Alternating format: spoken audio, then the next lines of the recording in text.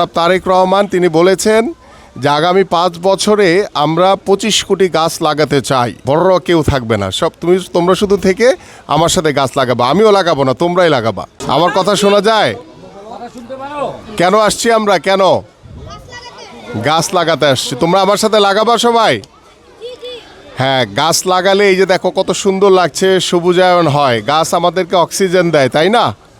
এবং আমি তোমাদের কাছে অনুরোধ করব, তোমরা তোমাদের বাসায় গিয়ে তোমাদের আব্বু আম্মুর কাছে বলবা যে আজকে আমিনুল আঙ্কেল এসেছিলেন, তিনি বলেছেন আমাদের সবাইকে একটি করে গাছ লাগানোর জন্য। তোমাদের বাসা বা তোমাদের বাড়ির উঠান কিংবা ছাদে তোমরা যেখানে খালি জায়গা পাও সবাই একটি করে গাছ লাগাবা, ঠিক আছে?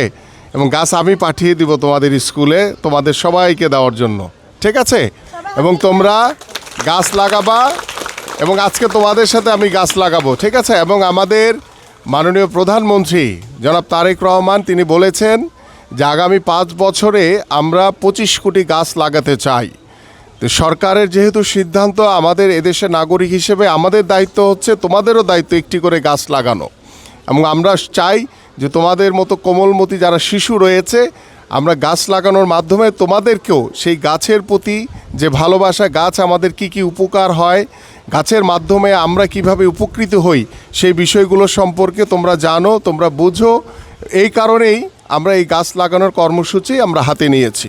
তা আশা করি এখানে বক্তব্য দেওয়ার জন্য আমি আসি নাই, আমি শুধু তোমাদেরকে সাথে নিয়ে তোমরা শুধু থাকবে, এই বড়রা কেউ থাকবে না, সব তোমরা শুধু থেকে আমার সাথে গাছ লাগাবা, আমিও লাগাবো না, তোমরাই লাগাবা, ঠিক আছে? ধন্যবাদ সবাইকে। আসসালামু আলাইকুম।